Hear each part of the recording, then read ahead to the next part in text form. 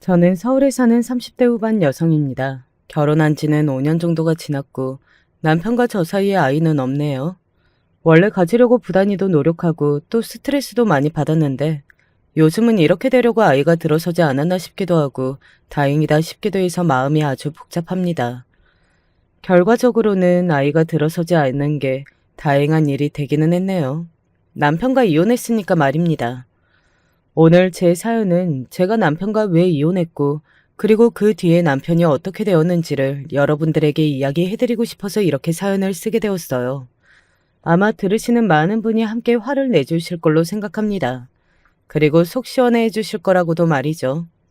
자, 그럼 이제 본격적으로 제 이야기를 시작해 보겠습니다. 저와 남편은 올해 연애하고 결혼했습니다. 고등학교 때부터 연애했거든요. 거의 15년 정도 연애를 했네요. 중간에 한두 번 헤어졌던 적도 있기는 했지만 금방 다시 만났습니다. 그만큼 서로가 서로에게 익숙했고 없어서는 안 될 사이 뭐 그런 거였어요. 그쯤 되면 사실 가족이나 다름 없었거든요. 서로의 가족들도 서로를 그렇게 생각했고 말입니다. 가족들끼리도 친했어요. 저희 엄마와 시어머니는 주기적으로 만나서 두 분이 동산도 가고 밥도 먹으러 가고 그러는 친구 사이였습니다. 원래는 전혀 모르는 사이였는데 저희가 오래 연애를 하면서 두 분이 친해지신 거였어요. 당연히 지인들도 다 겹쳤습니다. 친구들은 물론이고 회사 사람들까지 서로를 잘 알았어요. 결혼하기 전에는 이런 말도 들어본 적이 있습니다. 이 대리님 결혼하신 거 아니었어요? 어? 아닌데? 아이, 오해할 만하긴 해. 진영 씨를 거의 남편으로 대하고 있잖아. 아, 그렇죠. 그렇게 오해하는 사람 종종 있기는 해요. 그렇게 저를 유부녀라고 오해하는 사람도 종종 있었고 말이죠. 그래서 저희 두 사람이 결혼하겠다고 청첩장을 내밀었을 때 다들 드디어 하는구나 혹은 이미 한 거 아니었어요? 하는 반응이 대부분이었습니다. 그만큼 저와 남편은 유대관계가 깊고 친했어요. 나중에 저희가 이혼하게 되었다는 사실을 알렸을 때도 주변에서 너희 둘만큼은 절대 안 할 줄 알았다고 다들 엄청나게 놀라워했으니까요. 남편과 저는 굳이 따지자면 제가 집안이나 학력, 직장 이런 게 더 낫기는 했습니다. 남편은 공부를 엄청나게 잘하지는 못해서 서울에 있는 4년제 대학에 겨우 들어갔거든요. 그것도 제가 공부를 잘해서 서울에서 대학을 다닐 것이 뻔하니 자기가 지방으로 가면 장거리 연애가 되니까 그게 싫다고 남편이 이를 악물고 공부를 한 거였어요. 시어머니가 저를 정말 좋아하는 이유 중에 하나이기도 했습니다. 저는 공부를 잘했고 그래서 대학도 좋은 대학에 들어갔어요. 취직도 한 번에 대기업으로 잘했고 말이죠. 뭐 주변에서는 제가 좋은 대학에 가고 좋은 직장에 취직했을 때 금방 남편과 헤어질 줄 알았다고 하더군요. 보통 여자 쪽이 조건이 더 좋은 경우에는 그런 경우가 많다면서 말이죠. 하지만 저와 남편은 그러지 않았고요. 이런 조건이라면 대개 저희 집에서 반대할 법도 한데 하도 오래 연애해서 그런지는 몰라도 엄마와 아빠도 이미 남편을 가족처럼 생각하고 있었습니다. 그래서 반대 같은 건 전혀 없이 너무 자연스러웠고요. 그런데도 결혼까지 시간이 오래 걸린 이유가 있기는 했어요. 내가 자리를 조금 잡고 뭐든 내 힘으로 하나라도 마련할 수 있을 때 그때 결혼하자. 저는 남편의 그런 말을 존중했습니다. 그리고 헤어지지 않을 거라는 어떤 확신 같은 게 있기도 했고요. 그래서 남편과 연애 기간이 길어진 거였어요. 남편이 어느 정도 돈을 모으고 자기가 생각했을 때 이 정도다 싶었을 때 청혼을 했고 결혼을 했어요. 그게 30대 초반이었습니다. 거의 15년을 연애한 끝에 하게 된 결혼이었어요. 그리고 저는 그 결혼이 이 이야기의 엔딩일 걸로 생각했습니다. 아주 행복한 이야기의 끝이라고 말이죠. 하지만 아니었어요. 결혼은 그저 시작일 뿐이더라고요. 처음에는 좋았습니다. 워낙 죽이 잘 맞는 사이였으니까 말이죠. 그러니까 연애도 그렇게 오래 할 수 있었던 거기도 하고요. 그런데 제가 아이 때문에 스트레스를 받기 시작하면서 그리고 아이가 들어서지 않는 부분에 있어서 어른들과 트러블이 있기 시작하면서 관계가 조금씩 금이 가기 시작했던 것 같아요. 뭔 나보고도 병원을 가보라고 하시는 거야? 아니, 임신의 경우에는 둘 다 검사를 받아봐야 하는 거니까 그렇지. 내 입장에서는 내가 문제가 있다는 소리로밖에 안 들리냐 하는 말이지. 우리 엄마가 그런 마음으로 그런 말을 했겠어? 내가 병원에 가봤는데 별 문제 없다고 하니까. 그리고 병원에서도 이런 경우에는 남편과도 와서 다시 검사 받아보는 게 좋다고 했고. 엄마도 그러니까 하는 말이지. 남편은 툴툴거리면서 병원을 따라가더군요. 저는 남편도 아이를 무척이나 기다리고 있다는 걸 알고 있었습니다. 그런데 또 그런 이야기를 듣는 거는 싫은 듯 하더군요. 원하는 건 있으면서 행동하는 건 늘 귀찮아했던 것 같아요. 연애할 때도 그런 건 좀 보이긴 했었는데 결혼하고 보니 생각보다 더 그렇구나 했던 것 같습니다. 뭐 그래도 맞춰서 잘 살았어요. 워낙 오래된 사이이기도 했기 때문에 서로 적당히 넘어가는 법도 잘 알았거든요. 사실 그런 이유로 남편과 더 결혼하고 싶었던 거기도 했습니다. 이렇게 잘 맞는 사람은 이제 어디서고 다시 못 만날 것 같다고 생각했거든요. 아무튼 그렇게 불만도 있고 살다 보니 생각과는 조금 다른 점도 있었지만 서로 잘 맞춰가면서 살던 때였습니다. 어느 날 남편이 이런 말을 하더군요. 나 이직하려고. 갑자기? 남편이 그때 다니던 회사는 대기업은 아니었지만 그래도 중견기업 중에서는 꽤 이름이 있는 회사였고 안정적이고 월급도 괜찮은 곳이라 대기업만큼 취업 경쟁률이 높은 회사였거든요. 그런데 갑자기 그만둔다는 겁니다. 저는 의아한 마음에 바로 되물었고요. 이직 제안을 받았어? 남편은 이직할 생각이 없다고 그전에도 저에게 여러 번 이야기했었거든요. 그리고 남편이 맡은 업무의 특성상 이직을 한다고 해도 몸값이 막 올라가는 그런 게 아니기도 했고요. 그래서 더더욱 궁금해졌던 것 같아요. 갑자기? 어디서? 어, 예전에 거래처로 알던 회사인데 규모는 작은데 알짜야. 이번에 이직하면 좋은 대우 해주겠다고 그러더라고. 이야기를 들어보니 작지만 일단은 들어본 적이 있는 회사이기는 했습니다. 하지만 당시 남편이 다니던 회사보다 훨씬 작은 회사였어요. 그래서 걱정되는 마음에 이렇게 물었었습니다. 그래도 지금 다니는 회사가 낫지 않아? 요즘 경기도 안 좋은데 괜히 더 작은 회사로 옮기는 거 나는 좀 불안한 것 같은데. 원래 이럴 때일수록 과감하게 결정을 해야 해. 그리고 언제까지 도전 한번 안 해보고 살 수도 없잖아. 나는 이 회사 엄청나게 잘 될 것 같거든. 어디서 무슨 소리를 듣고 그런 건지는 남편은 어떤 확신 같은 것에 차 있었습니다. 저는 남편을 그 누구보다 잘 아는 사람이었어요. 남편이 그런 얼굴을 할 때면 옆에서 무슨 소리를 해도 듣지 않다는 것과 그 누구보다 잘 알고 있었거든요. 말려도 소용이 없다는 것도 말이죠. 그래서 그냥 그러려니 쉽게 허락했던 것 같아요. 나중에 그런 일이 일어날 거라는 걸 알았다면 아마 그렇게 쉽게 허락하지는 않았을 겁니다. 회사로 옮기고 남편은 정말 많이 바빴어요. 아시는 분들은 아시겠지만 작은 회사일수록 일이 굉장히 많은 경우가 많거든요. 제가 남편이 회사로 옮길 때 분명히 이런 이야기를 했었습니다. 월급을 많이 주는 건 다 그만한 이유가 있는 법이야. 아마 일이 배로 많을걸? 그 정도는 아니래. 물론 일이 많아지기는 하겠지만 그래도 뭐 월급 이 정도 더 받는데 그만큼은 해야지. 남편은 그렇게 말하면서 회사로 옮긴 거였어요. 하지만 많아도 너무 많은 일에 치여서 본인이 지쳐가는 게 눈으로 보였습니다. 거봐라, 내가 분명히 경고하지 않았느냐 라고 말을 할 수도 없었습니다. 너무 지친 게 보였으니까요. 매일매일 야근을 하고 다 죽어가던 얼굴을 하던 남편이 안쓰러워 보약이라도 한 제 지워줘야 하나 고민하고 있던 차였습니다. 남편이 이러더군요. 나 조금 한가한 부서로 옮길 것 같아. 그러면 원래 당신이 하려던 일이랑 다른 거 아니야?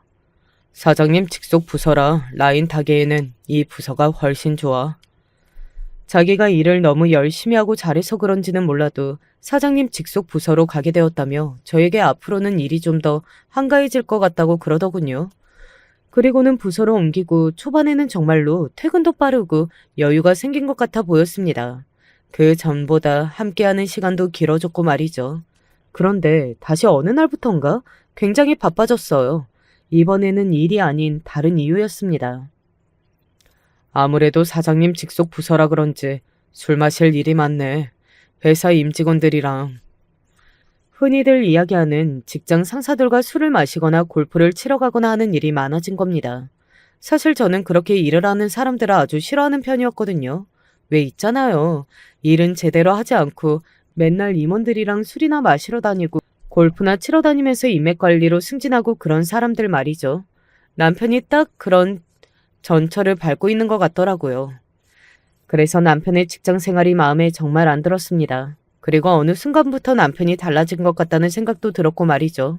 하루는 이런 일이 있었어요. 그거 뭐야? 샀어? 남편이 지갑을 꺼냈는데 명품 지갑인 겁니다.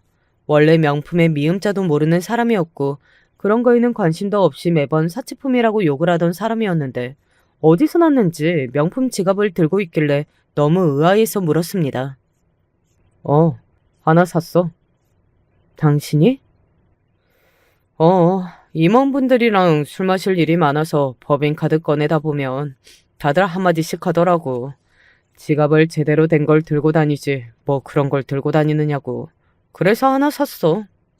예를 들어 그런 게 굉장히 크게 달라진 점이라고 할 수 있겠네요. 들고 다니던 지갑이나 옷, 그리고 구두에 시계까지 신경을 쓰기 시작했으니 말입니다. 굉장히 비싼 것들이라 놀라기도 놀랐지만 순수하게 걱정이 되어서 한번 물었던 적이 있어요. 그거 다 사면 월급이 모자라지 않아? 남편과 저는 서로의 월급을 각자 관리하고 있었거든요. 한 달에 얼마씩 생활비 통장에 돈을 넣어서 공동으로 썼고 말이죠. 매달 꼬박꼬박 생활비 통장으로는 돈이 잘 들어오니 별말을 하지 않았는데 그래도 걱정이 되기는 해서 물었습니다. 아니, 할인받을 수 있어. 이거 다 싸게 산 거야. 어떻게? 어, 우리 회사에 사장님 자식이 다닌다고 했잖아. 회사 물려받는다고. 남편이 언젠가 한 번은 지나가듯 이야기했던 적이 있습니다. 후계자가 회사에 다니면서 후계 수업을 받는데 조금 꼴값이라면서 말이죠. 어, 그 사람이 소개해줬어. 그런데 거기서 사니까 진짜 거의 반값이더라. 남편이 저에게 당신도 한번 가볼래? 내가 말해줄까? 하는 걸 거절했어요. 제가 남편과 잘 맞았던 이유 중에 하나가 바로 그런 거였거든요. 사채에 관심이 없고 실용적인 걸 좋아하는 그런 것 말입니다. 그런데 남편이 바뀌기 시작한 거였어요. 그리고 남편은 술도 잘 마시지 못했는데 사흘이 멀다고 술을 마셨습니다. 외박도 잦아졌고요. 당연히 저로서는 남편이 변했다고 생각할 수밖에 없었습니다. 그래서 그걸로 인해 크고 작은 다툼들이 계속 생겼어요. 당신, 너무 많이 변한 거 알아? 사회생활하다 보면 이렇게 바뀌기도 하는 거지. 나는 뭐 좋아서 하는 줄 알아? 그러면 다시 전 직장으로 돌아가면 되는 거잖아. 들어보니까 거기서 당신 다시 오는 거 환영한다고 하던데? 앞서 이야기했지만 저와 남편은 워낙 연애를 오래 했기 때문에 주변 지인들을 서로 다 너무 잘 알았거든요. 남편의 전 직장 사람들도 다들 알았고요. 그래서 남편이 다시 돌아오면 자리를 마련해 줄 수 있다. 뭐 이런 이야기를 들었었습니다. 내가 그 회사 옮긴 이유 중에 하나가 뭔지 알아? 뭔데? 바로 지금 같은 이유 때문이야. 너는 내가 아는 모든 사람들을 다 알잖아. 심지어 회사 사람들도 다 아는데 내가 얼마나 숨이 막혔는지 알아? 내 일거수일투족을 당신이 다 안다고 생각하는 게 얼마나 답답했는지 아냐고. 저는 남편의 그 말이 꽤 충격적이었습니다. 제 지인들도 남편이 다 알지만 저는 단 한 번도 숨이 막히다거나 감시받는다거나 뭐 그런 생각을 해보지 않았었거든요. 그런데 남편이 그랬다고 하니 충격적일 수밖에요. 내가 뭘 했다고 답답해? 뭘 하지 않아도 모두를 알고 있다는 것 자체가 나를 압박한다고. 사실 저로서는 남편의 그런 마음을 이해할 수 없었는데 주변 사람들에게 물어보니 또 그럴 수 있다고 하기는 하더군요. 그럴 수 있어. 딱히 캐묻거나 이러지 않아도 그냥 다 아는 사람이라고 생각하면 조금 더 조심하게 되고 의식하게 되고 그런 건 있을 수 있. 아, 왜? 사람들이 처음 본 사람이나 아무도 자기 모르는 곳에 가서 다 털어놓고 오고 싶다. 이러는 이유도 그런 이유고. 나는 조금 이해는 되기는 하는데. 너희 너무 오래 붙어 있었잖아. 그럴 수 있어. 사춘기가 지금 오나? 하며 지인들과 웃어 넘기기는 했지만 마음 한편이 무겁기는 했던 것 같아요. 하지만 이야기를 듣고 보니 남편으로서는 그럴 수도 있겠다 싶어서 더는 아무 말도 하지 않았습니다. 그런데 남편의 방황 아닌 방황이 점점 더 심해졌어요. 요즘 외박이 왜 이렇게 잦아? 접대하느라 그렇다고 했잖아. 무슨 밤을 새우면서 하는 접대가 이렇게나 많아. 나도 힘드니까 그만 좀 물어봐. 뭐가 그렇게 궁금한 게 많아? 남편은 접대한다며 외박하는 경우가 잦아졌고, 그리고 그걸 물어보면 짜증과 화부터 냈습니다. 전에 남편의 모습이 점점 사라지고 있었어요. 설사 본인이 마음에 들지 않는 게 있더라도 다정하게 먼저 이야기해주던 남편이 없어지고 있었습니다. 나한테 뭐 불만이 있어? 무슨 불만? 왜 요즘 나만 보면 짜증이야? 안 그래도 스트레스 받는 일 많은데 당신까지 꼬치꼬치 캐물으면서 신경 쓰이게 하니까 그렇지. 내가 어려운 거 요구하는 거 아니잖아. 그냥 나를 가만히 내버려둬. 뭐라든 아무 신경 쓰지 않고 가만히 내버려두면 그게 어떻게 가족인가요? 그리고 그럴 거면 결혼을 왜 하느냐 말입니다. 그냥 혼자 살죠. 저는 남편이 도저히 이해가 되지도 않았고 또 점점 변해가는 모습을 보면서 슬펐지만 그래도 이해해 보려고 노력했습니다. 회사 일로 스트레스를 받으면 그럴 수 있지. 아는 사람이 너무 겹치면 답답할 수 있지. 혼자 있고 싶을 수도 있지. 하면서 말입니다. 그런데 그게 아닐 수도 있겠다는 생각을 처음 한 건 남편의 전화를 자꾸 제 앞에서 받지 않고 어디론가 가서 받는다는 것이었습니다. 뭐 물론 회사에서 온 전화면 옆에 사람이 있는 게 불편할 수는 있어요. 저도 업무 전화는 따로 나가서 받고 있었고요. 그런데 남편은 너무 시도 때도 없이 전화가 왔고 그리고 과도하게 제 눈치를 보며 전화를 받았습니다. 그리고 전화가 오는 사람도 늘 같았어요. 네, 금이사님. 그 금이사. 성이 특이해서 잊히지도 않을 것 같네요. 아무튼 그 금이사라는 사람은 사장의 하나뿐인 자식이라고 했습니다. 전에 이야기했던 그 후계자 말입니다. 너희 남편이 라인을 정말 잘 타긴 했네. 후계자 라인이라니. 그런데 그 회사 사장 하나뿐인 자식이 여자라고 하지 않았나? 어? 저는 여태 남편이 다니는 그 금이사라는 사람이 남자인 줄 알고 있었거든요. 지인의 말을 듣고 가만히 생각해보니 남편이 그 금이사라는 사람의 성별을 이야기한 적이 단 한 번도 없었다는 걸 알게 되었습니다. 그때 그 사실이 왜 그렇게 쌓이는지는 몰라도 굉장히 쌓였어요. 아마 여자의 직감? 뭐 그런 게 아니었나 싶습니다. 금이사라는 분이 여자야? 저는 아무렇지 않은 척 그래 보이기 위해 노력하며 남편에게 툭 하고 물었습니다. 그런데 남편은 그런 제 질문에 엄청나게 당황을 하더군요. 급히야 말까지 더듬으면서 말입니다. 그건 갑자기 왜? 아니, 나는 여태 남자인 줄 알고 있었는데 오늘 무슨 이야기하다가 들었어. 여자야. 근데 그게 문제가 돼? 남편의 그 반응에 제가 고개를 갸웃했습니다. 그 반응이 더 수상해 보이게 만들고 있다는 것을 남편은 전혀 모르는 듯 했어요. 내가 문제가 된대? 그냥 남잔 줄 알았는데 여자더라 라는 말을 하는 거잖아. 그걸 물어본다는 것 자체가 이상하게 여기고 있다는 거잖아. 그게 어떻게 그런 말이 돼? 나는 몰랐으니 그런 거냐고 물은 거지. 지금 당신 엄청나게 오버하고 있다는 거 알아? 이상할 만큼. 그랬습니다. 남편은 이상하리만큼 과대히 해석해서 반응하고 있었어요. 아마 누가 봐도 뭐가 있나 하는 의심을 했을 겁니다. 제가 의부증이나 뭐 그런 게 아니라 말이죠. 당신이 먼저 이상한 질문을 하니까 그렇지. 아니, 그게 무슨 이상한 질문이야. 여자냐고 물어본 게 이렇게 화낼 일이야? 당신이 이상하게 생각하니까 그렇지. 내가 언제? 그런 질문을 하는 것 자체가 이상하게 생각하니까 하는 거지. 말이 통하지 않았습니다. 하지만 그 일을 계기로 의심이 생기기 시작했어요. 아무리 생각해도 남편의 그 과장된 반응이 도무지 이해되질 않았거든요. 접대를 할 때도 언제나 그 금이사라는 여자와 함께했고 전화도 늘 그 금이사에게 왔으며 남편을 명품 소개를 해준 사람도 그 여자였으니까요.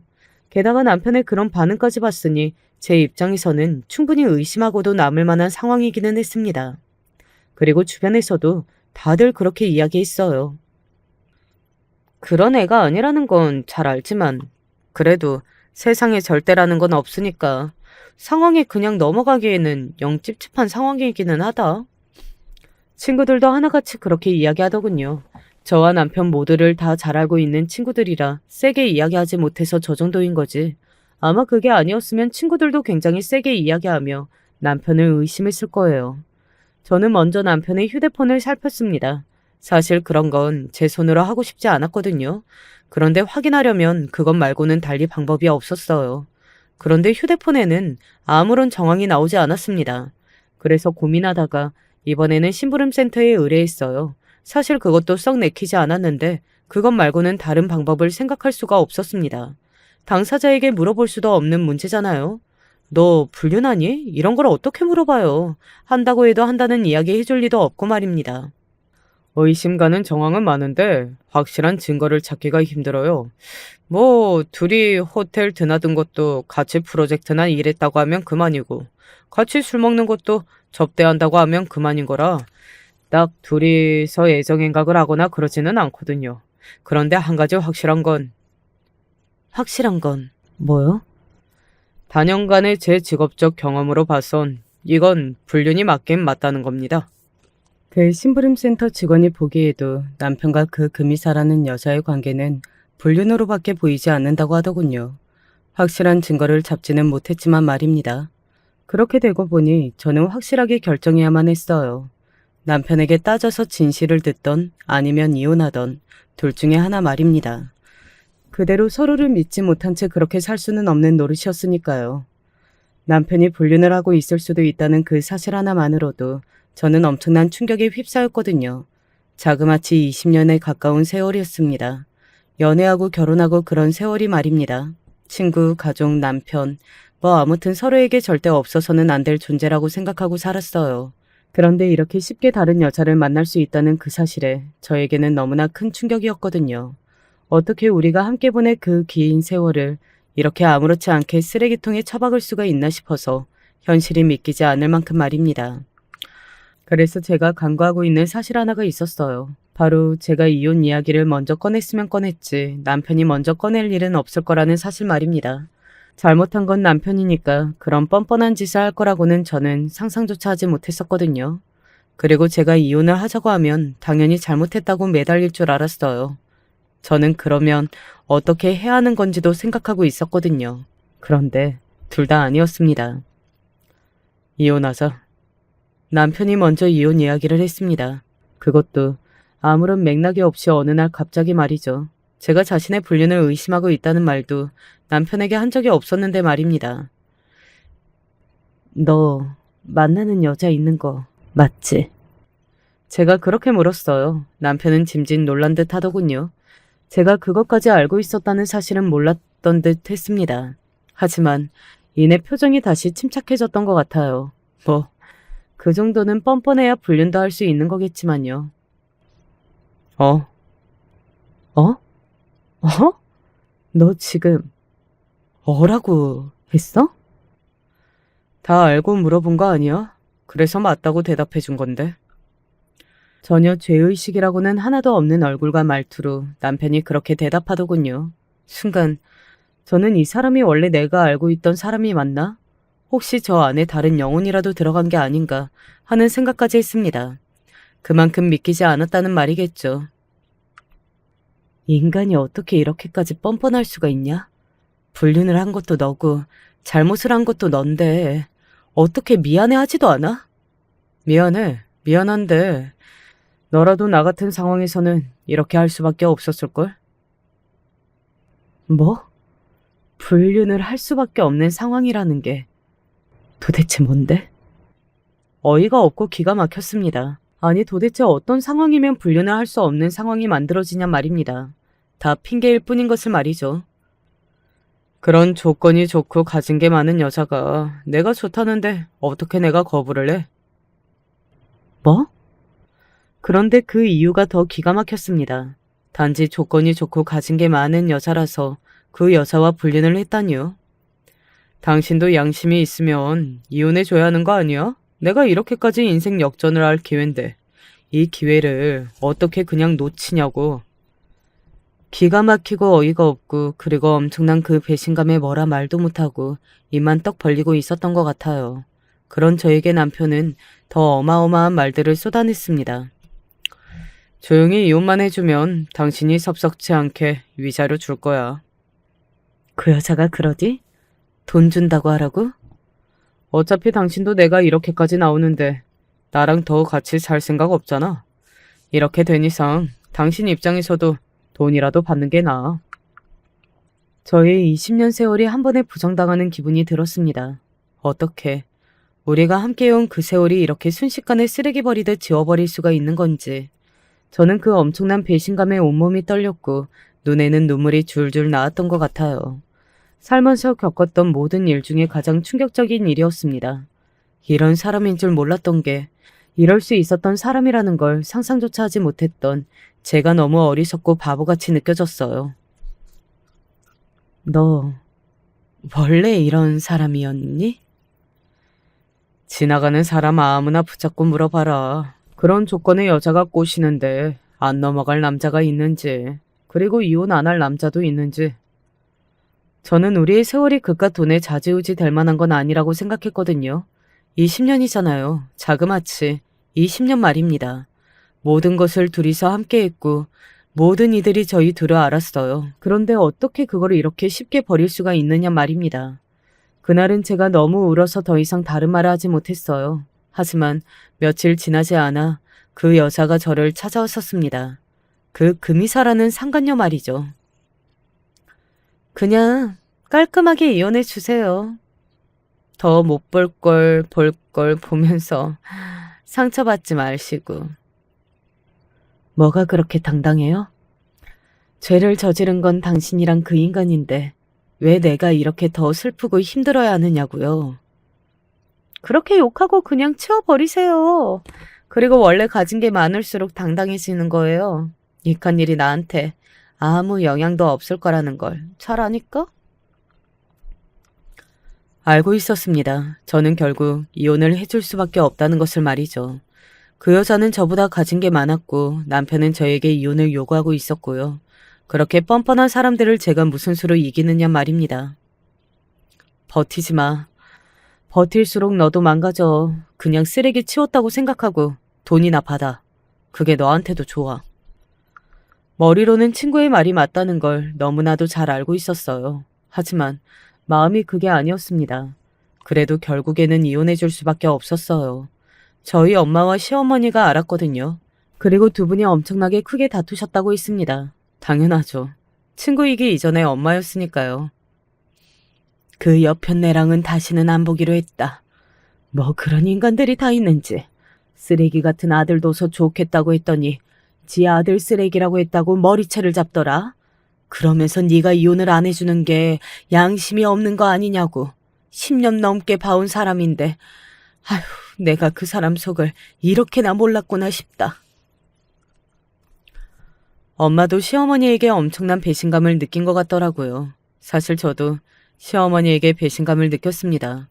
오래 알고 지낸 만큼 친구 엄마처럼 굉장히 친근하고 사이도 좋은 시어머니와 저였는데 그 이후에 보게 되었을 때는 굉장히 싸늘한 눈으로 저를 보며 이혼을 하라고 하셨거든요. 돈 앞에 장사 없다는 생각을 그때 했던 것 같아요. 최대한 많이 주세요. 이 상처가 다 돈으로 치유될 만큼. 그래서 그 상간녀에게 그렇게 이야기했습니다. 그리고 10억을 받았어요. 뭐 누군가에게는 이건 굉장히 말도 안 되는 큰 금액일 수도 있고 지나간 저의 20년을 보상받기에는 작은 금액일 수도 있습니다. 하지만 더는 언쟁하고 싶지 않았어요. 그냥 그만큼 준다고 했을 때 적은 금액은 아니라 생각했기 때문에 그러기로 했습니다. 그렇게 저와 남편은 이혼했어요. 복수를 할 생각은 하지 않았느냐고요. 저같이 평범한 사람이 어떻게 그렇게 가진 것 많고 권력까지 있는 여자한테 복수를 할 수 있겠어요. 현실은 드라마랑 다르잖아요. 그런 마음을 먹고 행동을 하기에는 쉽지 않았습니다. 그저 속으로 그 여자와 그 새끼가 언젠가 망하길 바라는 거 말고는 할 수 있는 게 없었어요. 게다가 그 둘의 관계는 이미 회사며 어디에 파다하게 소문이 나 있었기 때문에 불륜을 알리는 걸로는 협박이 되지도 않았고 말이죠. 하지만 이 뒤로 아무 일도 일어나지 않았다면 저는 아마 이곳에 사연을 쓰지 않았을 겁니다. 그렇다는 건 이 뒤로 다른 일이 일어났다는 뜻이겠죠. 지금부터 제가 들려드릴 이야기가 정말 여러분들이 재미있게 들으실 수 있는 이야기가 아닐까 싶네요.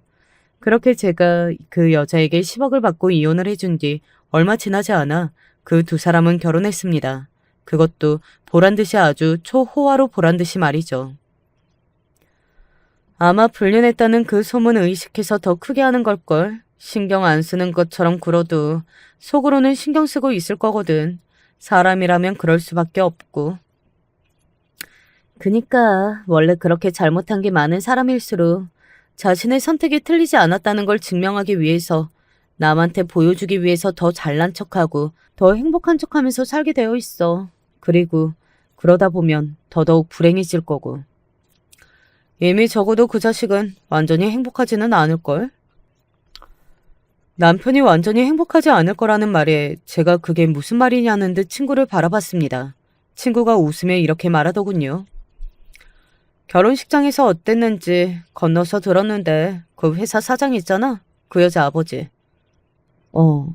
당연한 말이겠지만 그 새끼를 정말 마음에 안 들어하는 게 다 보였대. 어지간해서는 그래도 결혼식장에서는 그런 티를 안 내잖아. 그런데 내내 똥 씹은 표정을 하고 인사도 제대로 안 받고 그래서 신랑네가 엄청나게 민망했다고 그러던데?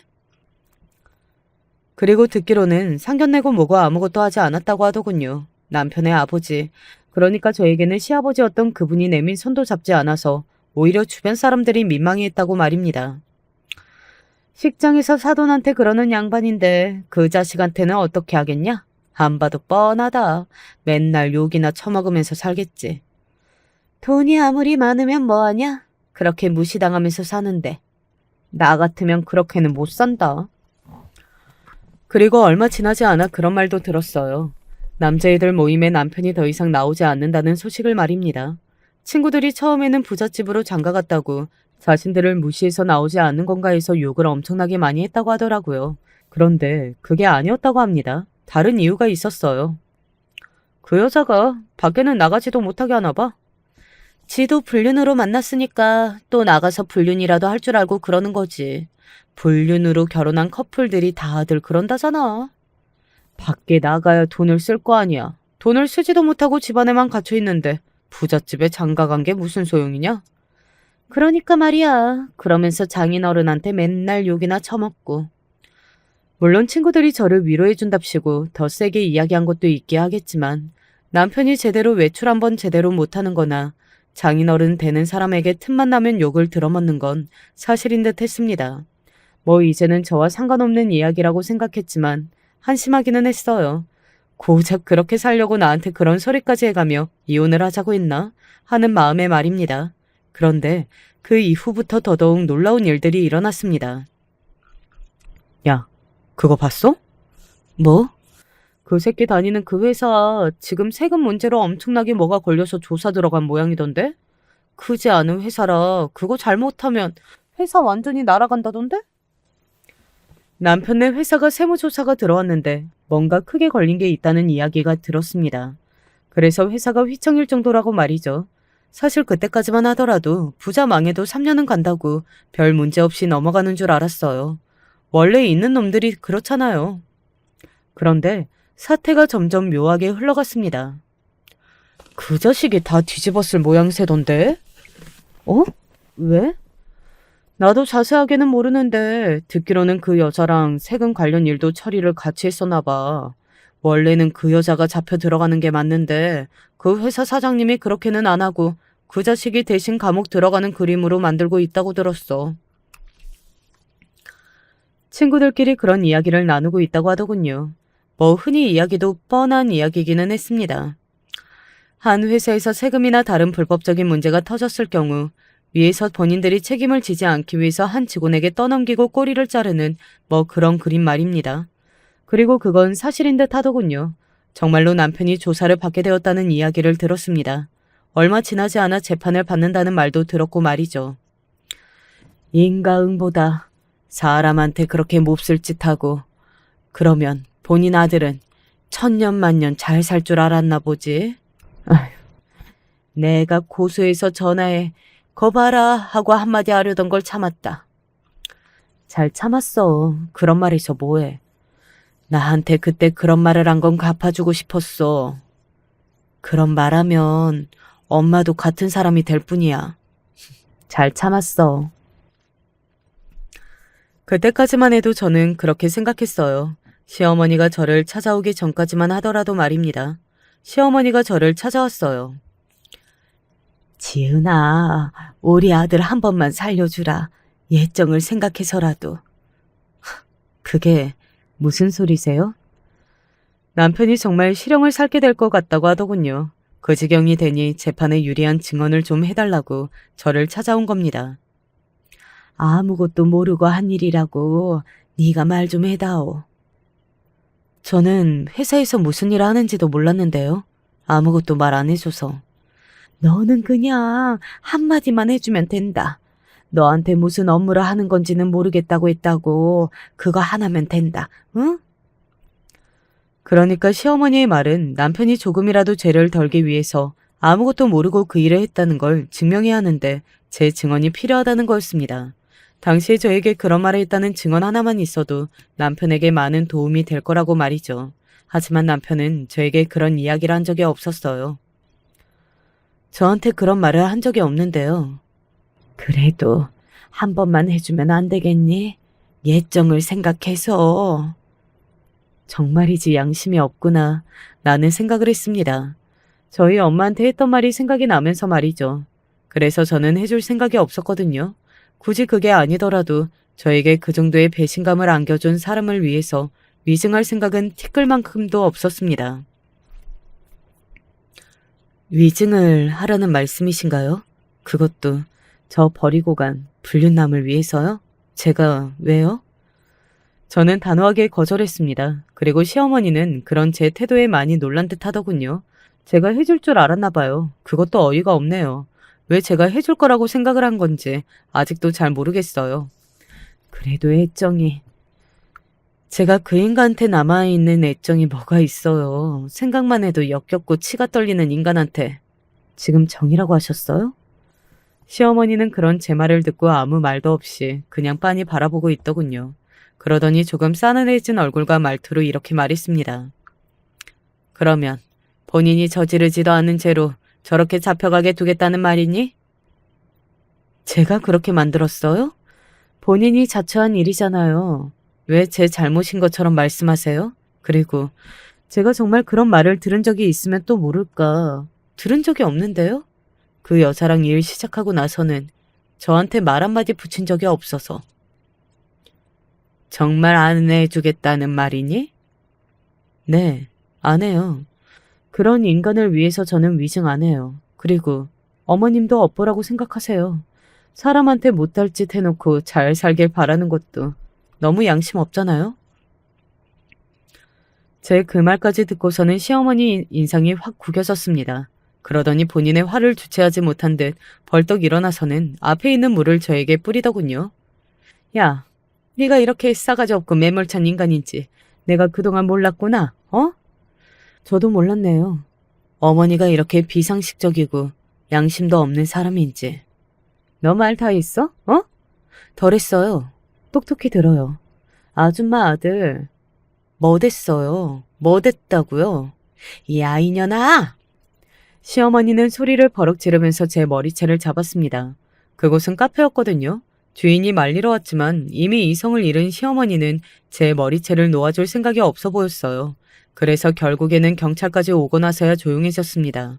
경찰서로 경위서를 쓰러 가야 했고 엄마가 왔어요. 야, 이 미친년아. 네가 감히 우리 딸 머리채를 잡아? 어? 네 딸이 버릇없이 어른 말을 안 듣고 말대꾸라잖아. 네가 어른이냐? 너 같은 게 어른이냐고. 어른 대접을 받으려면 어른같이 굴었어야지. 어디서 누구한테 어른 대접을 받으려고 굴어? 야! 시어머니가 버럭 소리를 질렀고 엄마는 그런 시어머니를 보다 픽 하고 웃었습니다. 그리고 시어머니가 뒤로 넘어갈 듯한 말을 줄줄 꺼내기 시작하셨어요. 이야기 다 들었다. 네 아들 깜빵 가게 생겼다며? 이게 다 인과응보라는 거야.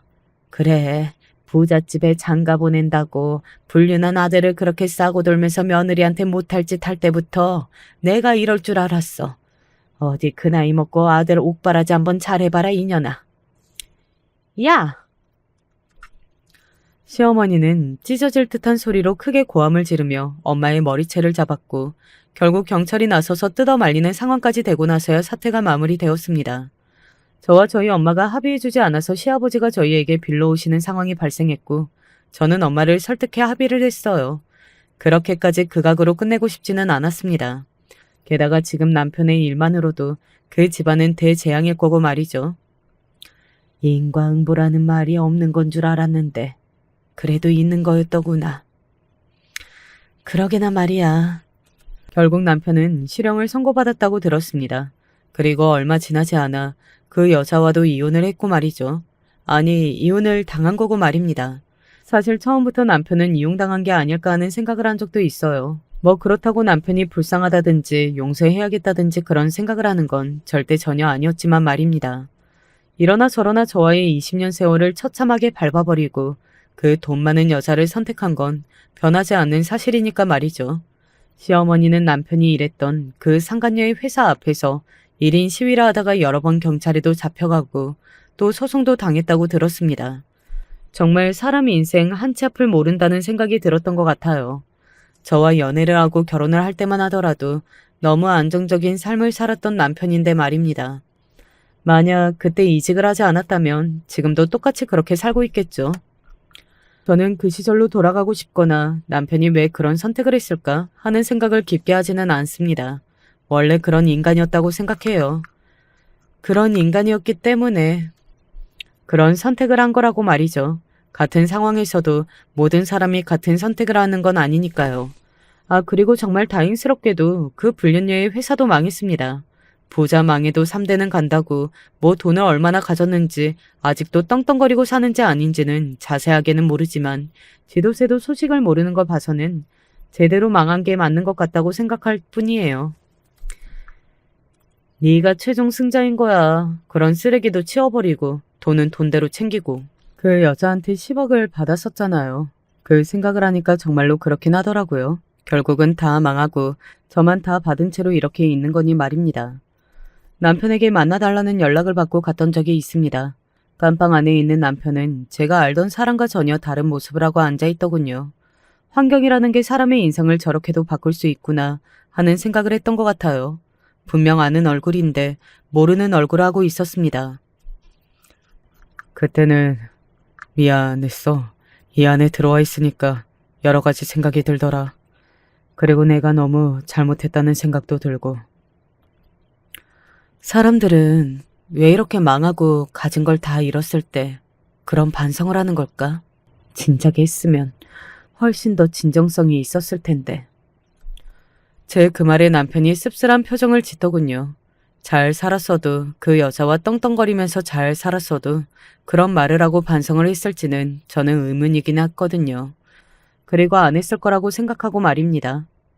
내가 여기서 나가면 우리 다시 잘해볼 수도 있지 않을까? 나는 정말 너랑 함께 했던 시간들이 너무 그리워. 결국 그 말을 하기 위해서 저를 만나자고 했다는 걸 확인하고 나니 화가 나다 못해 그냥 씁쓸하더군요. 내가 그간 정말 저 사람에게 호구였구나 하는 생각도 들고 말입니다.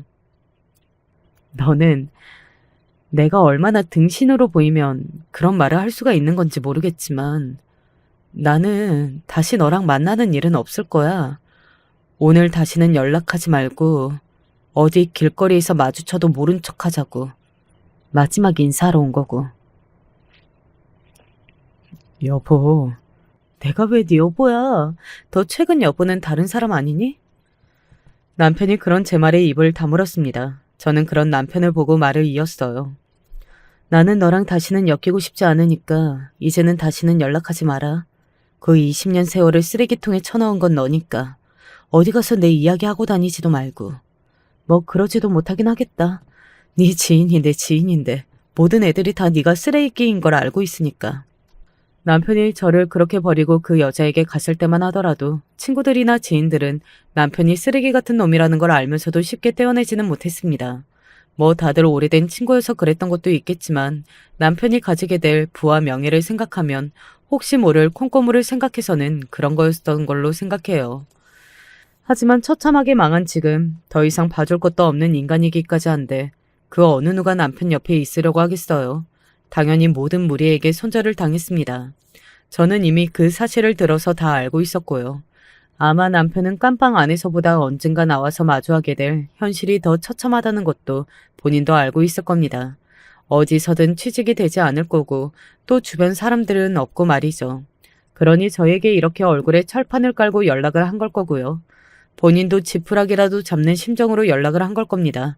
하지만 저는 그런 남편을 받아줄 마음이 눈꼽만큼도 없었지만요. 아마도 남편은 그렇게 평생을 후회하면서 살게 되겠죠. 그게 아마 가장 큰 형벌이지 않을까 싶네요. 오늘 제 이야기는 여기까지입니다. 속 시원한 엔딩일 수도 있겠고 다소 씁쓸한 엔딩일 수도 있을 것 같네요. 저도 막 개운하지는 않거든요. 그래도 어쨌든 잘못한 사람이 벌을 받는 결말이라 이게 맞는 것 같다는 생각은 합니다. 저는 이제 그만 사연을 줄여야 할 것 같습니다. 제 이야기 마지막까지 함께 들어주셔서 감사합니다. 언제 어디서나 행복하고 건강하세요. 안녕하세요. 인생이 쉽다고 생각하는 사람은 많지 않겠지만 유독 나의 인생은 더욱 모질게 느껴져 힘든 60대 남성입니다. 많은 일들을 겪고 나니 희망을 갖고 바라보긴 어렵지만 그래도 살아야겠기에 저의 괴로운 날들을 조금이나마 털어보려고 합니다. 저의 인생은 어린 날부터 뭔가 쉽지 않게 흘러갔고 첫 단추부터 이상하게 끼인 느낌이 들었습니다. 어머니와 아버지의 사이는 좋지 않았던 것 같고 제 기억 속의 아버지에 대한 기억은 거의 없었는데요. 그도 그럴 것이 제가 부모의 얼굴을 기억하고 알 무렵쯤에는 이미 아버지가 곁에 없었기 때문이에요. 정확하게는 모르겠지만 어머니가 예전에 누군가와 통화하는 것을 들었어요. 흐느끼는 목소리로 몇 마디 건넨 게 전부지만 60이 된 지금까지도 기억에 남는 말입니다. 애아빠가 글쎄 나와 아이만 두고 도망가 버렸어요. 어떻게 하면 좋아요? 왠지 선명했던 그 말은 계속해서 제 가슴에 남았고 우리 아버지는 도망갔구나, 나와 엄마를 버렸구나 하는 인식이 강하게 있었어요.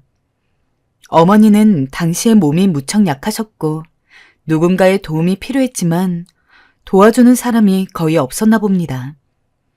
매번 학교에서 돌아오보면 어머니는 끙끙 앓으며 방에 누워 계셨고 저는 그 문을 열어볼 때마다 늘 가슴이 아팠어요. 그러던 어느 날 되돌아보면 이때부터 내 인생이 망가진 건가 싶은 일이 일어났습니다.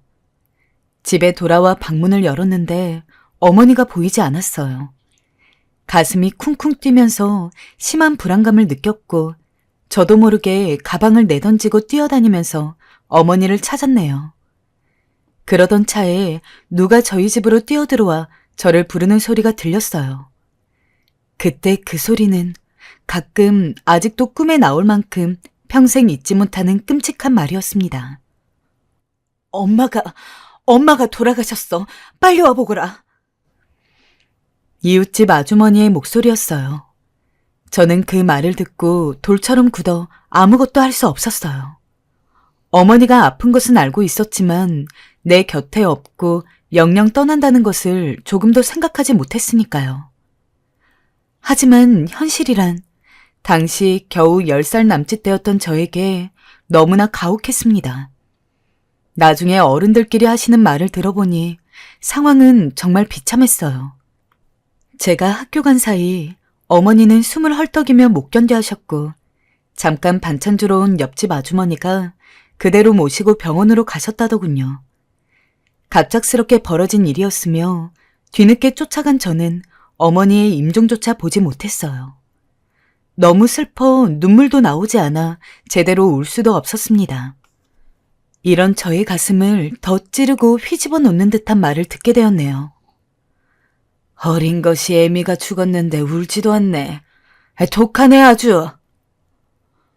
왜 도대체 저런 말을 아무렇지도 않게 한 걸까요? 아버지 없이 자라서 아픈 어머니를 늘 붙잡고 잠들고 그 온기만을 누려왔던 저의 마음을 누가 알 수 있을까요? 텅 빈 마음에 상처만 가득 받고 몸에 맞지도 않는 상복을 입고 어머니의 장례를 치렀는데 말입니다. 저는 어머니가 어딘가 살아있을 것 같아 장례식장 내내 엄마라는 말을 중얼거렸습니다. 울기도 싫었어요. 인정하고 싶지 않았던 건지, 고통을 외면하고 싶었던 건지, 어떤 마음이던 건지 기억이 나지 않았지만 저는 끝끝내 울지 않았어요.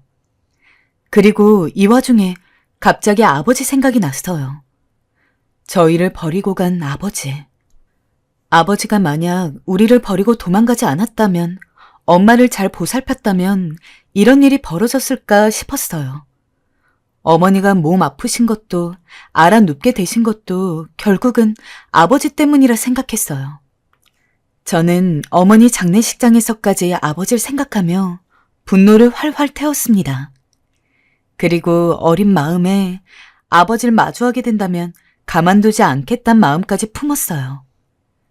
그 뒤 수소문에서 찾아낸 외갓집 식구들은 저를 어떻게 하면 좋을지 고민하시는 것 같았습니다. 몇 년은 우리가 데리고 있고 중학생쯤 되면 그때는 오빠 네가 데려가서 키우는 걸로 해. 몇 년 만에 마주한 이모의 말에 외삼촌과 외숙모는 얼굴이 어두워지시더군요.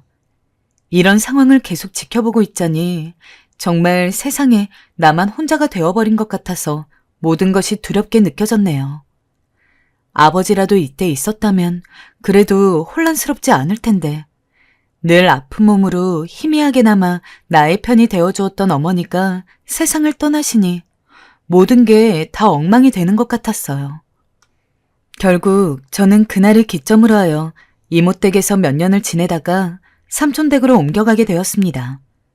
그 몇 년간은 정말 못 견디게 괴로운 날들이었는데요. 우리도 사정 어려워. 얼른 보내던가 해야지. 언제까지 우리가 쟤를 키울 수 있겠어? 계속 밥만 축내고 있는데. 모두들 저를 누군가에게 떠넘기려 했고 저는 그 와중에 늘 낑겨 있었어요.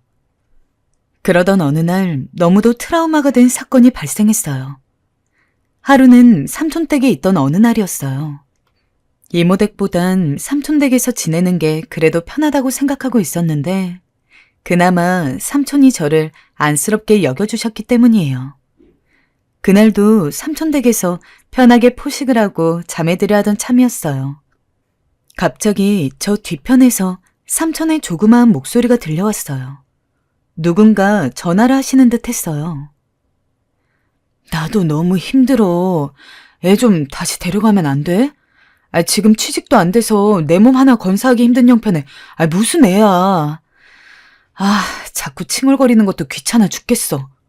왜 이리 들러붙긴 또 들러붙는지. 애만 사라지면 편해질 것 같은데 말이야. 아니, 내가 어제는 돌려서 너 다른 집 가고 싶지 않냐 물어보니까 싫다고 하더라니까. 부모가 없으면 눈치라도 있어야지. 눈치도 없어서. 당시 저를 예뻐해 주시는 줄로만 알았던 삼촌의 말을 들으며 저는 얼마나 상처를 받았는지 모르겠어요. 그저 숨을 죽여 울고 또 울었습니다.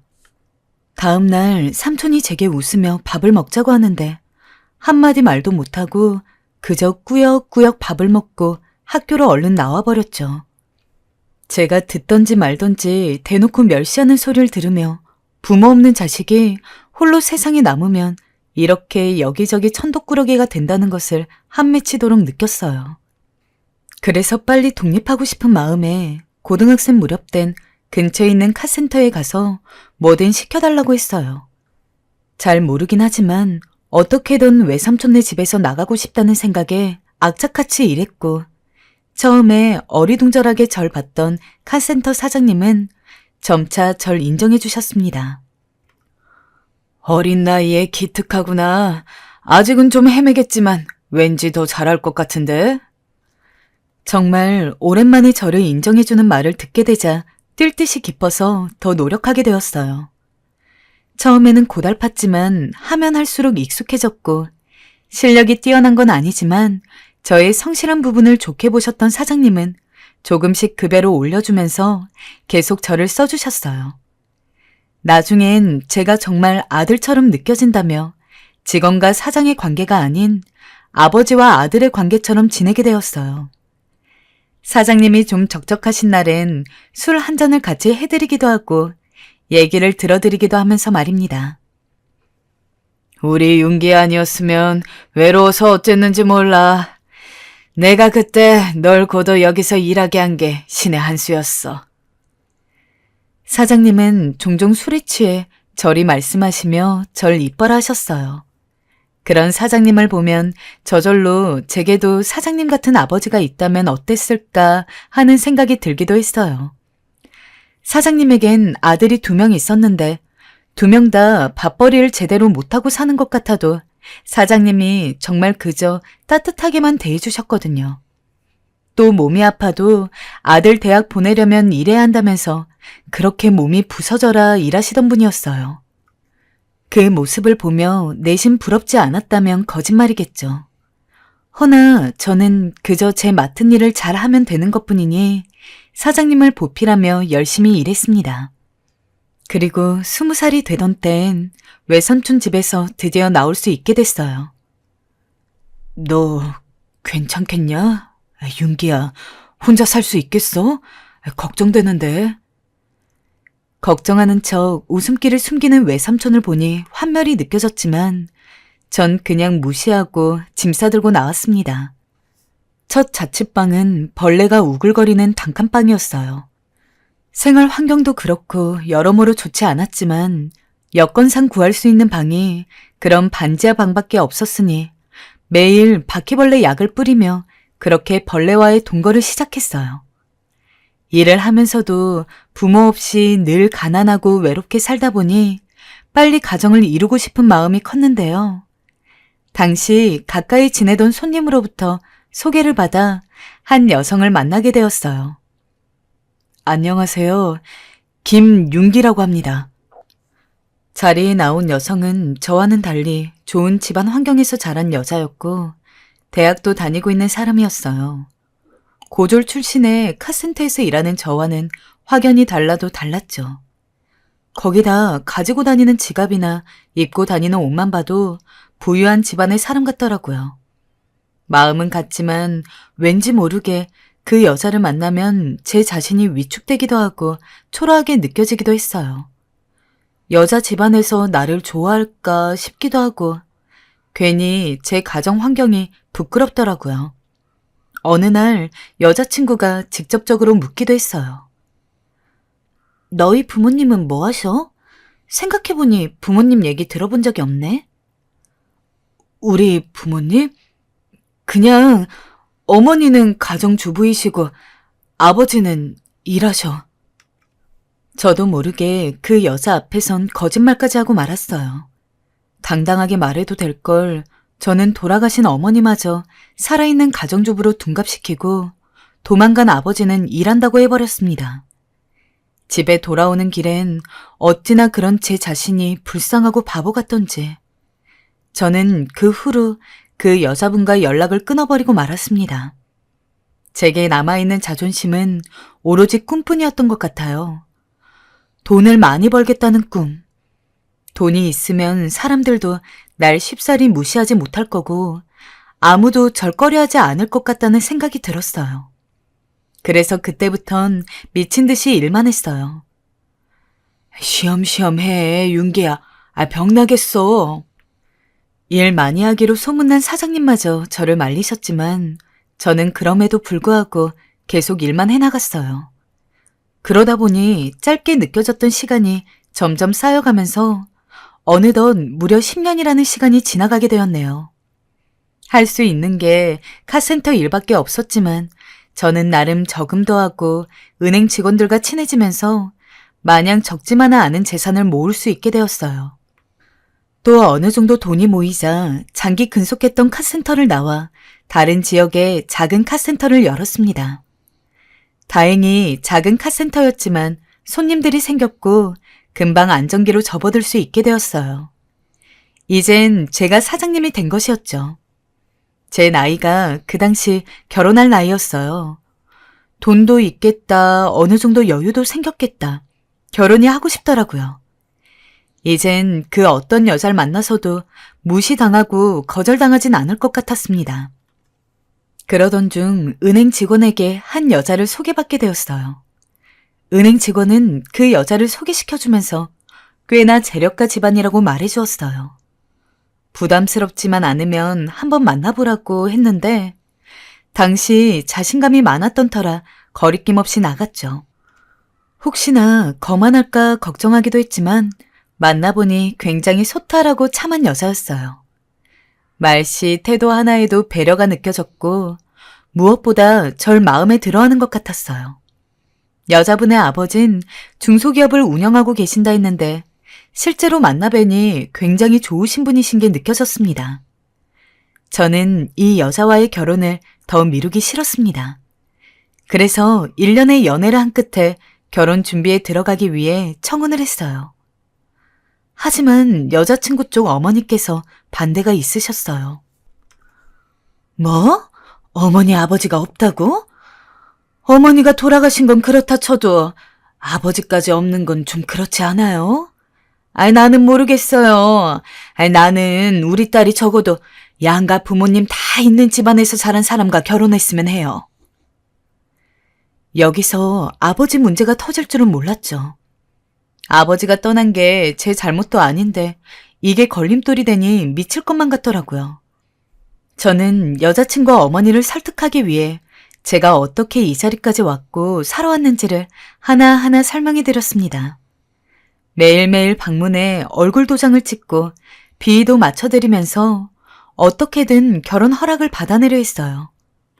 공격적이었지만 이렇게라도 하지 않으면 영영 결혼은 물러가 버릴 것 같았어요. 결국 여자친구 어머니도 마지못해 허락을 했고 저흰 무사히 신혼집에 들어갈 수 있게 되었습니다. 아무래도 가정이 생기다 보니 훨씬 책임감이 커졌어요. 넉넉지 않은 집안 형편에서 자랐던지라 아이들에게만큼은 좋은 환경을 물려주고 싶었고 지금 있는 카센터도 더 성공시키고 싶었어요. 이제 막 유치원에 들어갈 나이였던 아들을 보면 더 열심히 살겠다는 생각밖에 안 들었어요. 그렇게 모든 것이 순조롭게 가고 있다고 생각하던 차에 왜 인생이 쉽지 않은지 또다시 절감하게 되었던 사건이 터지게 되었습니다. 솔직히 조금도 남의 탓을 하고 싶지는 않지만 제가 차곡차곡 일어넣었던 것들을 다 부수기에 충분한 사건이었네요. 당시 작게 시작했던 카센터는 조금씩 수입을 늘리면서 이윽고 직원을 3명씩 두게 될 정도로 안정되게 확장이 되었습니다. 오랜 시간 일해왔던 게 빛을 본다고 생각했고 나름 스스로 무척 자랑스럽게 느껴지던 시기였는데요. 사람은 잘 되어가고 있을 때 가장 주의해야 한다고 했던가요? 오히려 정말 비참하고 힘든 때에는 더 열심히 살려고 하고 치밀하게 하루하루를 살았는데 조금 여유가 생기고 앞길이 트이는 듯하니 저도 긴장이 너무 풀려버렸나 봅니다. 제가 자리 잡은 카센터를 구경한답시고 잠깐 놀러 오던 친구들을 만나면서 제 인생이 완전히 바뀌게 되었네요. 그들과 이런저런 이야기를 나누던 중 최근에 삶이 너무 무료하다는 말을 하더군요. 저도 나름 노력한 바를 이루고 목표도 차근차근 달성하고 있으니 비슷한 생각을 하긴 했었는데요. 그런 마음을 꼭 맞추기라도 한 것처럼 친구의 말은 무척이나 흥미롭게 느껴졌어요. 이제 나를 위해서 시간을 좀 보내고 싶더라고.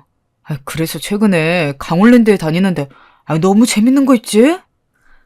대체 뭐가 그렇게 재밌다는 건지 잘 몰랐지만 몇 번씩 얘기를 듣다 보니까 슬슬 구미가 당겼어요. 딱 한 번만 가보자는 친구의 게임에 한 번 갔다가 저는 걷잡을 수 없이 추락하게 되었어요. 아직도 그 첫 시작만을 떠올리면 치가 떨릴 정도입니다. 도박에 빠진 많은 이들이 그렇듯이 첫날 그렇게 허무할 정도로 많은 돈을 딴다는 건 뿌리칠 수 없는 유혹이었습니다. 이제서 직원도 부리고 재산을 늘리게 되었던 저는 이렇게 쉽게 앉아서 돈을 벌 수 있다는 것이 별세계처럼 느껴지더군요. 밤이고 낮이고 가리지 않고 달려들었고 점점 가족들을 등지고 친구들과만 어울리게 되었네요. 큰일이네. 이 적금까지 깨면 마누라가 가만히 있진 않을 것 같은데. 이렇게 고민하는 저에게 친구는 어깨를 토닥이며 달래주었는데 지금 생각해보니 악마의 속삭임이었던 것 같습니다. 더 벌어주면 되지. 그리고 뭐 어때? 집도 있고 카센터도 있고.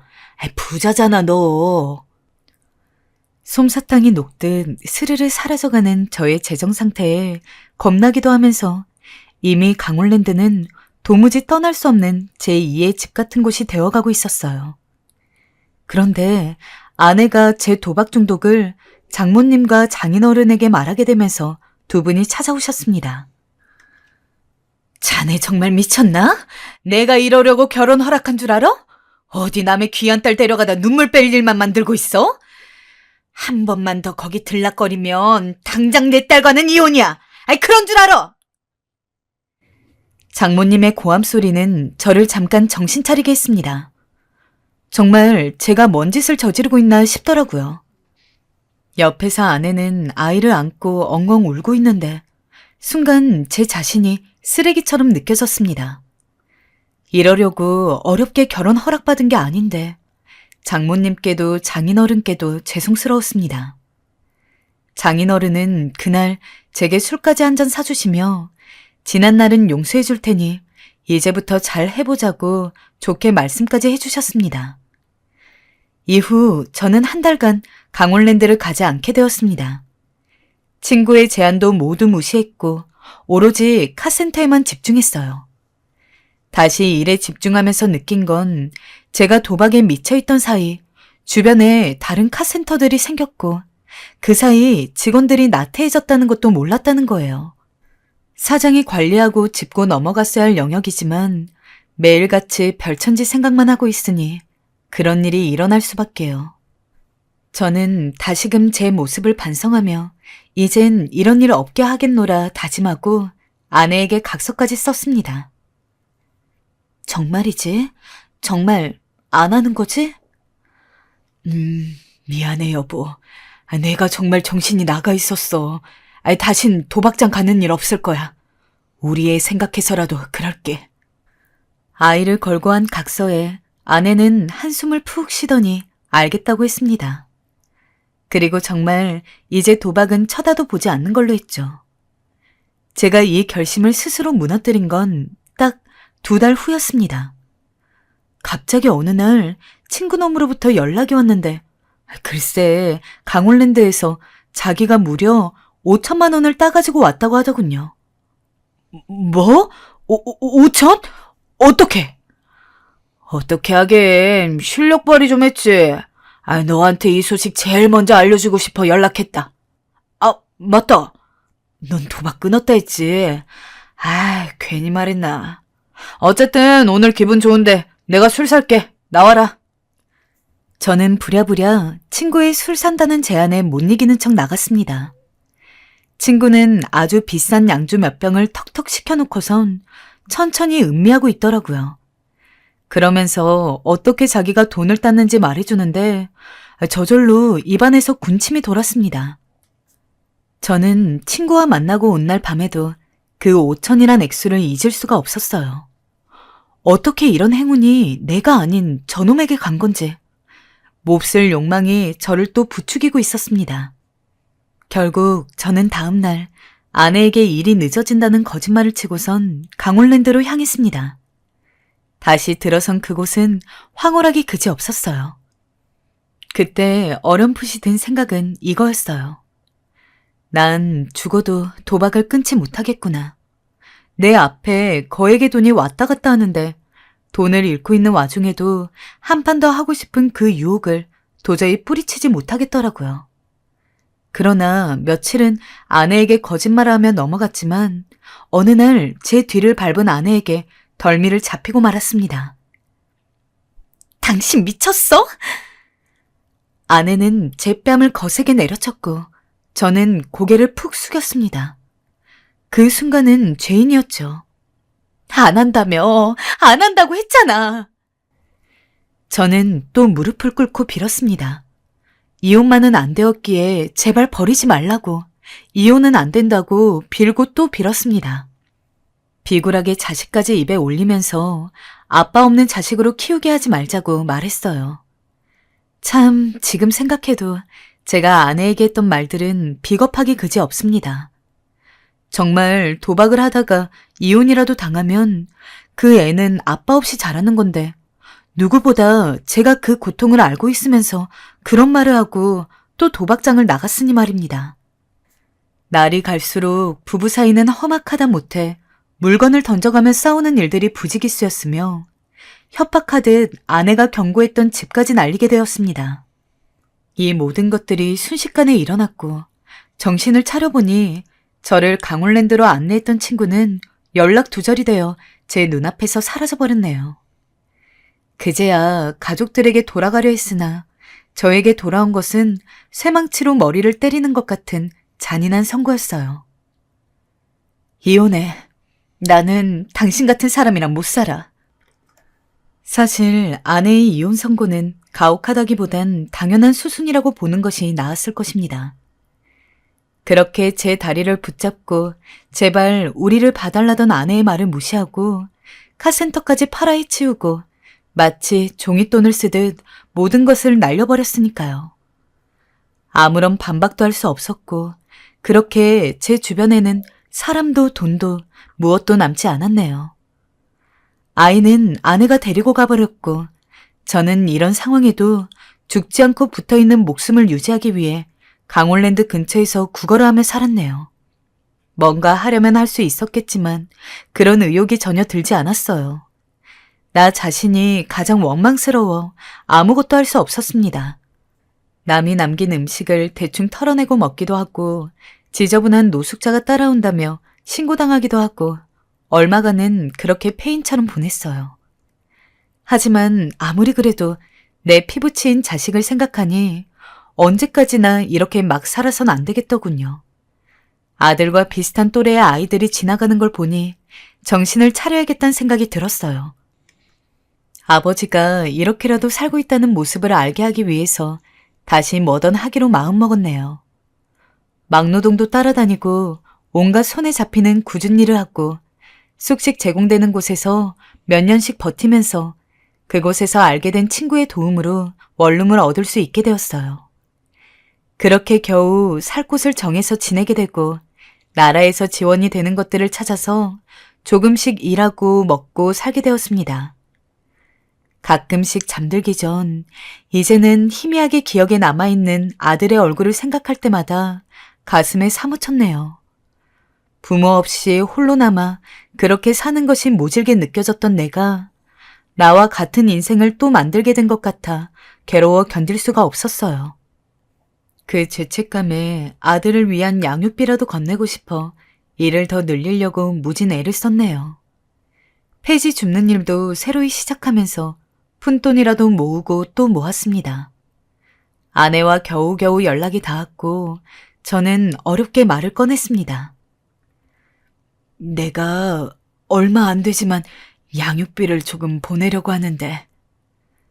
하지만 말을 잇기도 전에 아내의 말은 매몰차게 그 사이를 갈라버렸네요.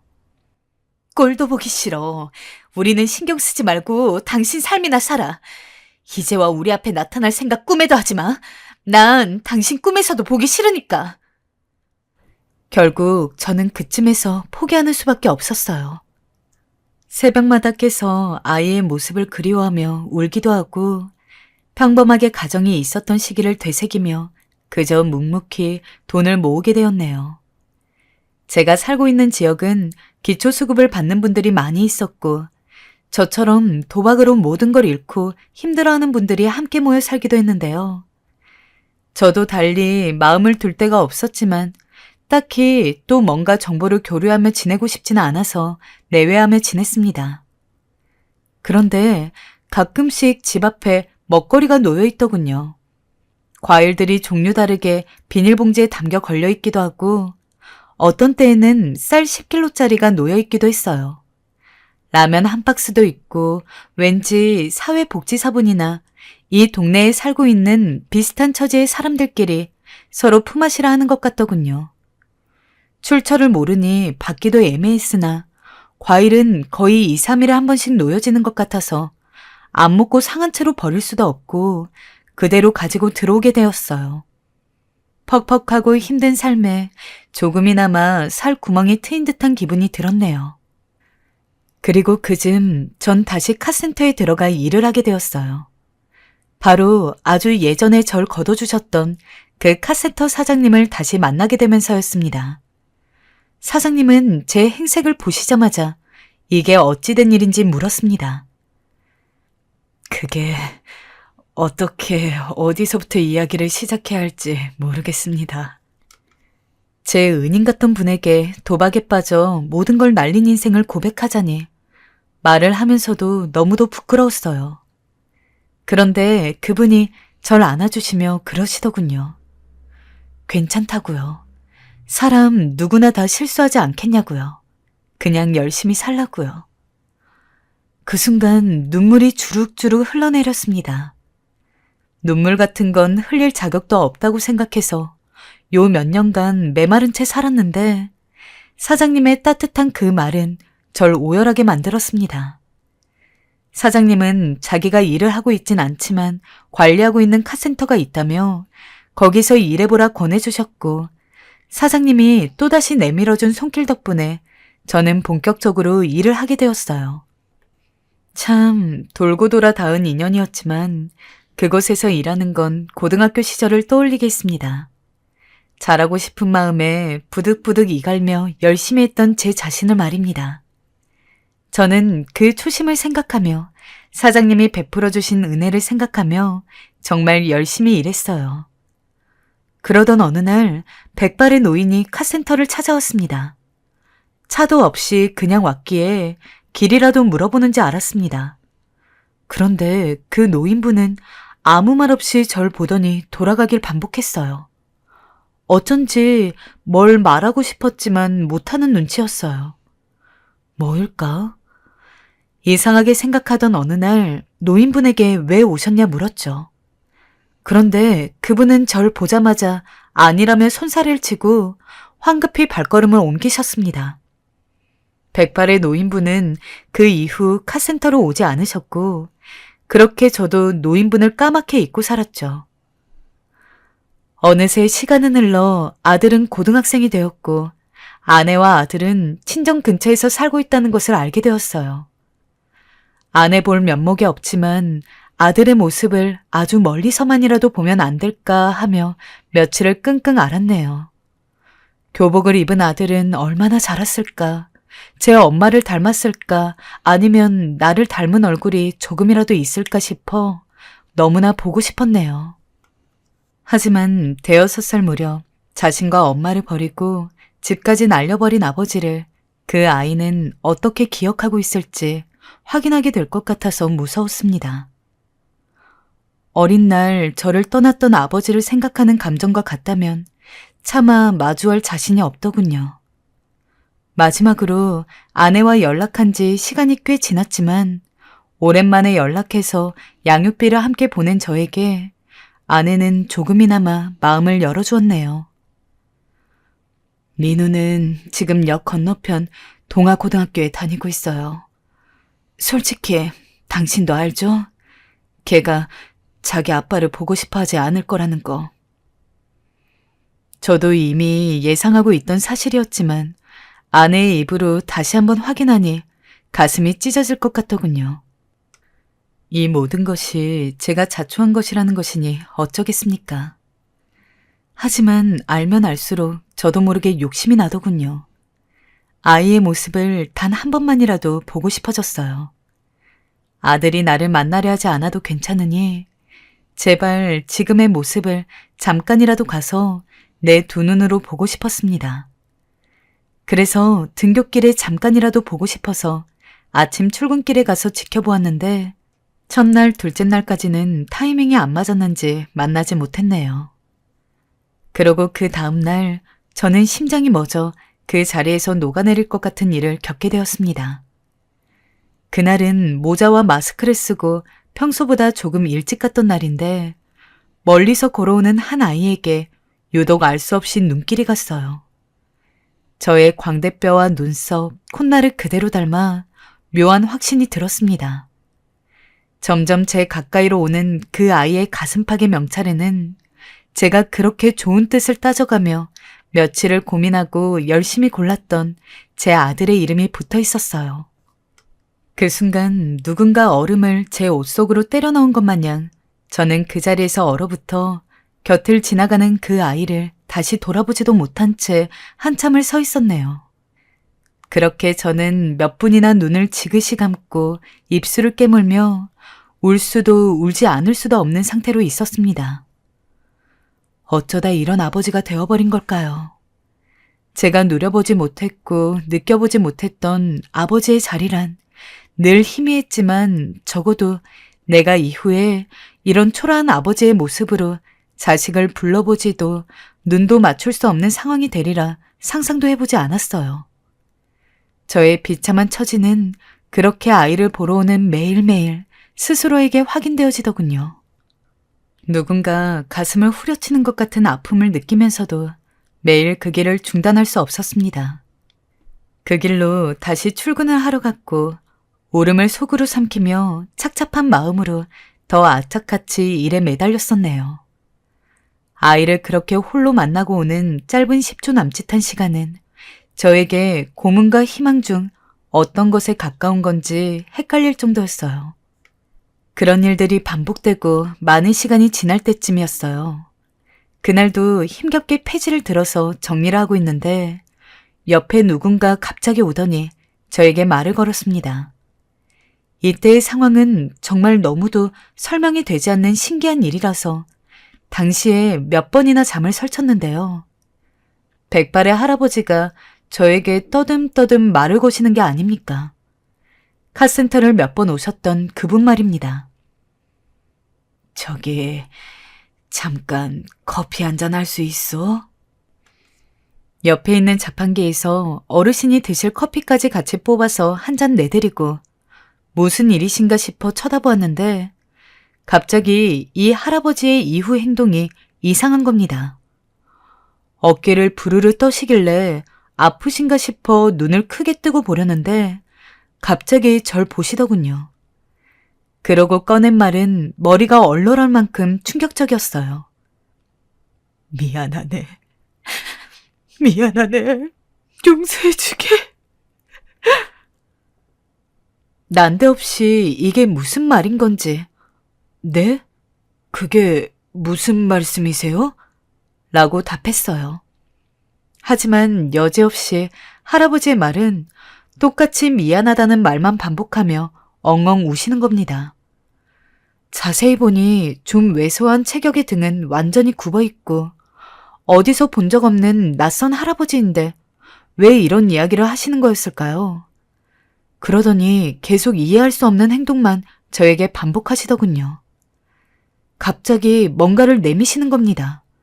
그게 뭔지 봤더니 저에게 장난을 치는 건가 싶어 황당해졌습니다. 그건 구깃구깃한 로또 용지였기 때문이에요. 아니, 저한테 왜 이러십니까, 어르신?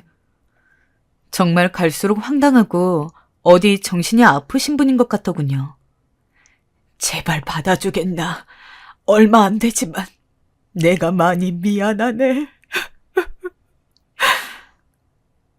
계속 알 수 없는 말만 반복하며 이제는 큰 소리 내며 울기 시작하는 이 할아버지를 어쩌면 좋을지. 마침 주변에 사람이 없기 망정이지 크게 오해받을 뻔했네요. 로또 용지를 다짜고짜 받으라면서 사과를 대뜸하며 통곡을 하시는데 안 받을 수도 없고 너무 난감했어요. 일단은 자꾸 주시는데 받지 않을 수도 없고 받았더니 자꾸 확인해보라는 겁니다. 백지수표도 아니고 이게 뭔지.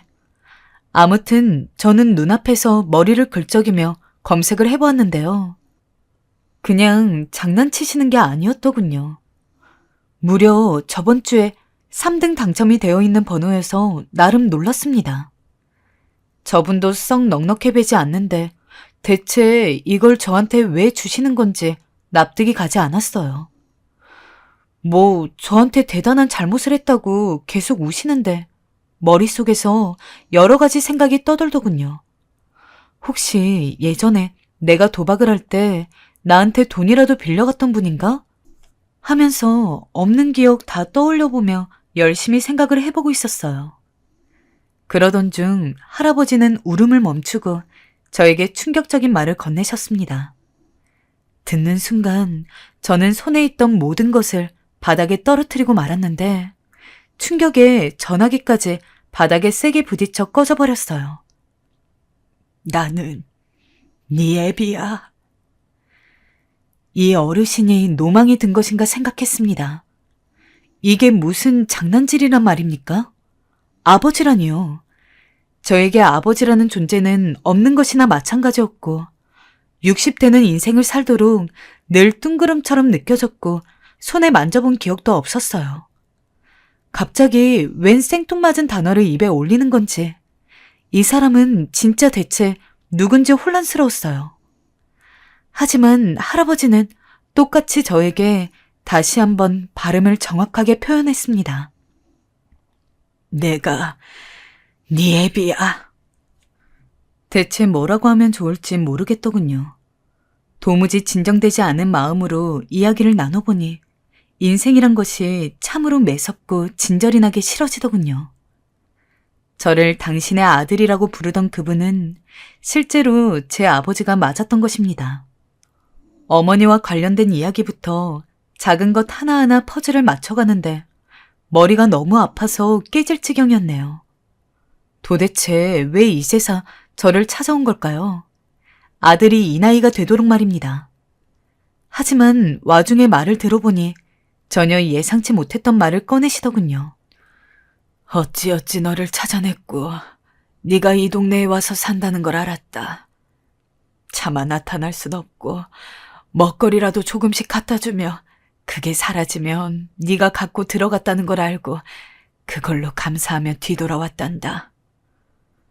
왜 아버지는 그렇게 돌아가야 했던 것이고 아들 나이가 이 지경이 되도록 나타나지 않았던 것인지 궁금했습니다. 자초지종을 듣고 나니 그 자리에서 제 삶이 너무 비참하게 느껴져 큰 소리로 통곡을 하게 되었어요. 여지껏 그렇게 맹수 같은 울음을 울어본 적은 없는데 말입니다.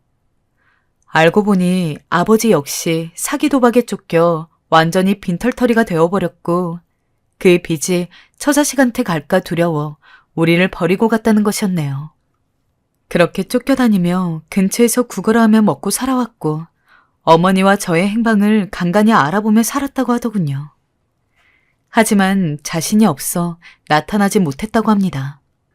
어쩌면 아버지와 자식이라는 건 이렇게 비슷하게 기구한 운명을 살아가고 있는 건죠.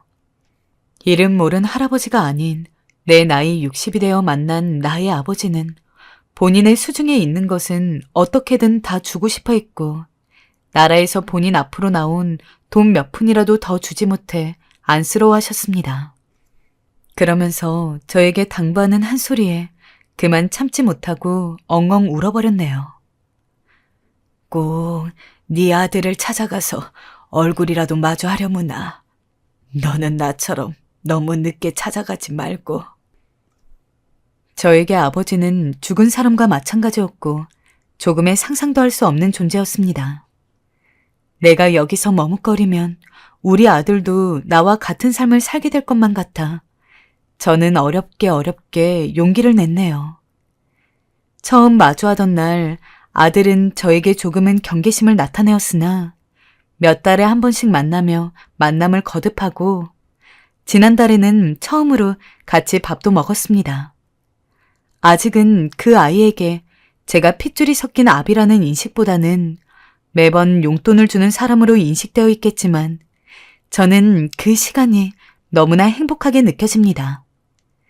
이 나이가 되어서 다 망하고 끝난 것 같은 때 다시금 살아갈 이유를 찾았다는 것이 새로운 기적처럼 느껴지네요.